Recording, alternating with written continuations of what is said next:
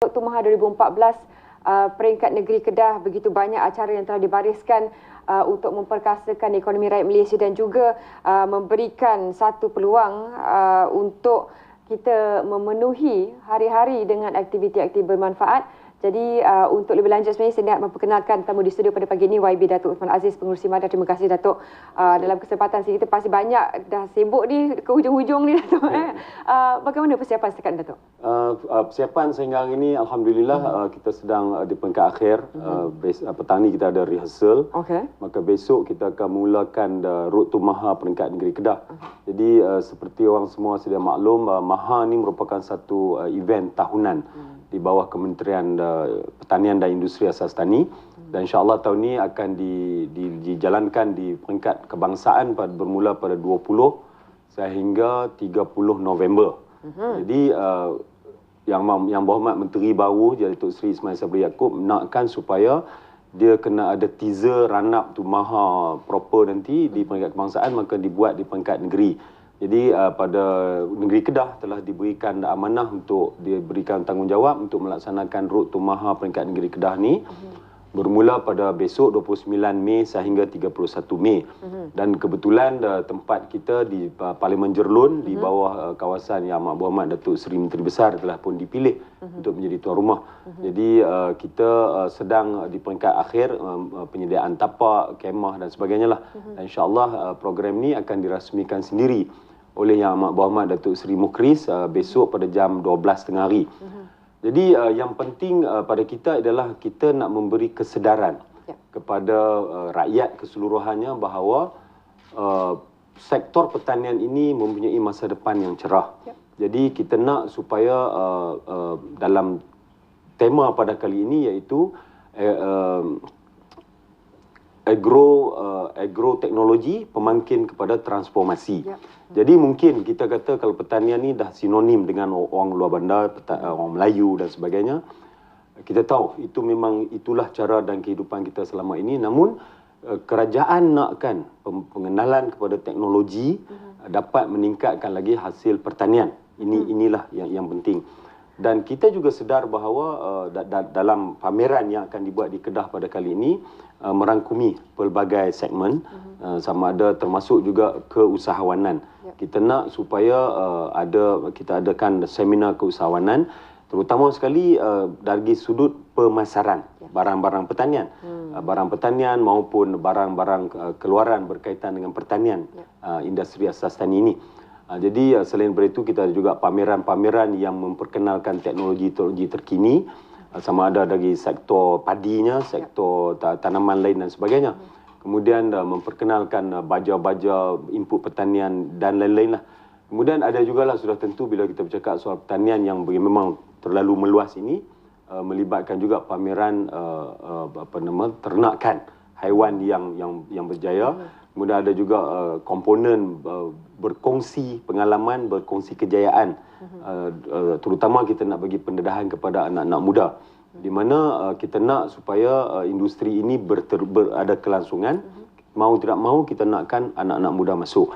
Jadi YB, bila cakap tentang YB sebut tentang anak-anak muda, kita nak anak-anak muda kita bukan saja kerja, kita nak mereka jadi kaya.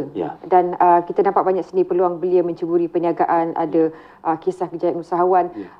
Saya pernah dulu temu ramah salah seorang yang memenangi anugerah tu, tanam cili je, YB tapi pendapatannya 25,000 sebulan. Dan bagaimana dari segi ternakan pula, sejauh mana orang muda kita nak terlibat lebih dalam ternakan? Kita memang kalau kita bercakap soal ternakan ini rata-ratanya orang luar bandar ni hanya ternakan untuk mungkin dari segi sudut hobinya, sekadar nak jadi hobi. Kemudian dalam masa yang sama juga kita nak ubah semua ni, kita nak ubahkan, nak jadikan ianya satu bidang komersial yang boleh diturut serta oleh terutama sekali orang muda. Contohnya sama ada kita nak ternakkan ayam kampung, nak ternakkan kambing, nak ternak kerbau lembu dan sebagainya. Dan hari ini kita sedar bahawa memang kalau kita bercakap soal daging, negara kita masih kekurangan bekalan daging. Jadi memang ada ruang dan peluang tersebut. Jadi kita nakkan anak muda masuk dalam bidang ini dengan diberikan suntikan sama ada dari segi ilmunya, dari segi kursusnya, dari segi modalnya. Dan yang sudah tentulah yang lebih penting, kita selalu berhadapan bermasalah tentang pemasaran.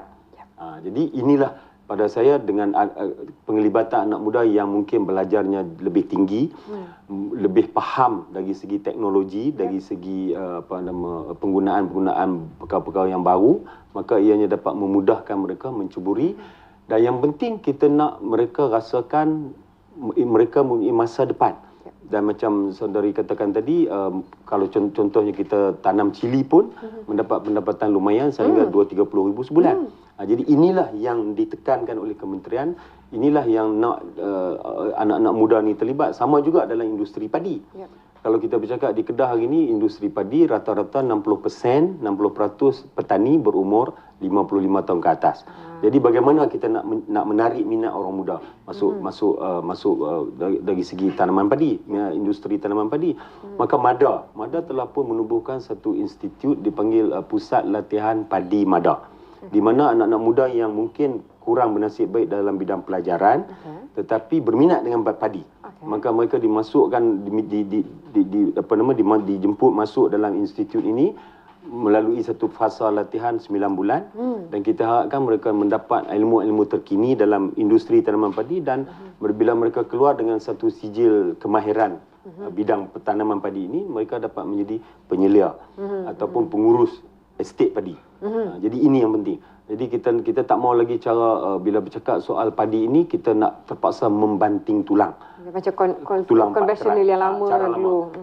Jadi kita nak melahirkan lebih ramai pengurus-pengurus ataupun penyelia-penyelia yang mampu mengurus estate padi mungkin keluasannya 500 relung atau 200-300 hektar dan sebagainya.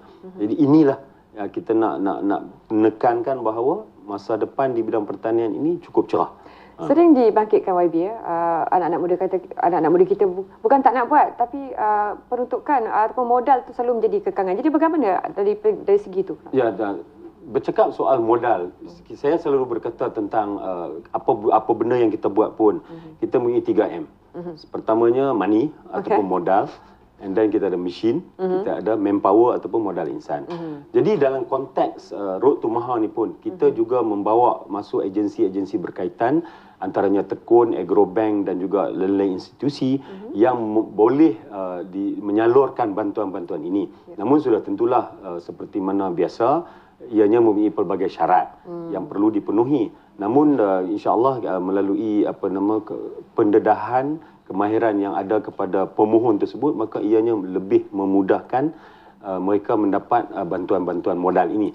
Jadi yang lebih penting juga adalah pada saya bagaimana kita nak pastikan modal yang disalurkan itu digunakan sebaik mungkin dan akhir sekali dapat menghasilkan pulangan yang sesuai, yang menjamin pinjaman yang dibuat itu dapat dilunaskan dan sebagainya. Road to Maha ni, kira Maha tu memang dinanti-nantikan sebab bukan saja untuk mereka terlibat dalam bidang seperti ini tapi juga aktiviti kekeluargaan. Banyak sebenarnya aktiviti yang dibariskan, belia, wanita, kanak-kanak, persembahan pentas, demonstrasi makanan, lepas tu juga pameran. Dan ni YB datang juga bawa mempelam ni. Jadi ini kiranya entiti antara elemen penarik untuk Road to Maha 2014. Boleh YB cerita sikit? Okey, mempelam ini agak sinonim dengan Kedah. Kedah, Perlis, juga Kelantan, utara Semenanjung, di mana ditanamkan sejak turun-temurun. Dan dulu-dulunya mempelam ni hanya digunakan untuk nak buat kenduri, makan pulut dengan pelam dan sebagainya. Jadi kalau anak nak masuk universiti, kita nak buat kenduri, nak syukur, kita makan pulut mempelam. Tapi hari ini kita melihat bahawa mempelam ini mempunyai potensi dalam bidang komersial. Jadi di MADA sendiri kita telah pun ada satu ladang mempelam seluas 42 hektar. Dan kita telah menanam lebih daripada 18,000 pokok mempelam. Dan keluaran produk mempelam, buah mempelam itu sendiri dihasilkan di kawasan Tobiar itu. Tobiar ini bukan terbiar. Nama satu tempat Tobiar. Dulu memang tanah itu tanah terbiar. Jadi kita jenamakan produk ini Tobiar Gold. Gold ini sudah tentulah pelam yang masak keemasan ini. Dan kita menghasilkan 100 tan buah mempelam.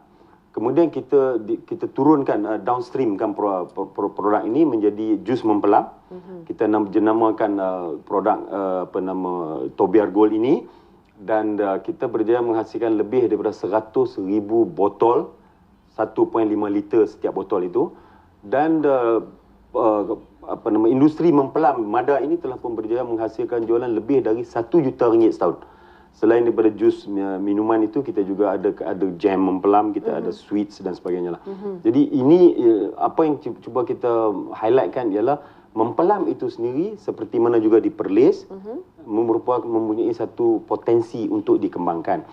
Dan inilah yang kita nak, dan dalam Maha Road to Maha Kedah ini kita akan mempromosikan mempelam ini supaya bukan hanya sebab kita melihat petani-petani sawah ni punya masa yang agak luas, masa yang lapang yang banyak. Selain daripada bertanam padi, mereka juga boleh nak tanam mempelam, dan Mada bersedia untuk membeli mempelam, buah mempelam itu dan diproses dengan keluaran-keluaran ini. Jadi di Maha itu insya-Allah kita akan longgokkan beberapa tan mempelam untuk dikongsi bersama oleh kita kenduri lah, jom makan mempelam. Baik, terima kasih YB. Kita pun sebenarnya tak sabar-sabar menantikan bagaimana suasananya nanti 29-31 Mei 2014, Pusat Pertumbuhan Desa Sungai Koro Alub Biak Jelun, Kedah. Jadi jangan lupa letak dalam kalender untuk 3 hari ini untuk sama-sama kita saksikan kemeriahan Road to Maha 2014 di negeri Kedah. Terima kasih YB. Dari Kedah kita nak ke Sabah pula untuk mengetahui apa antara yang menarik. Kita saksikan bingkisan ini.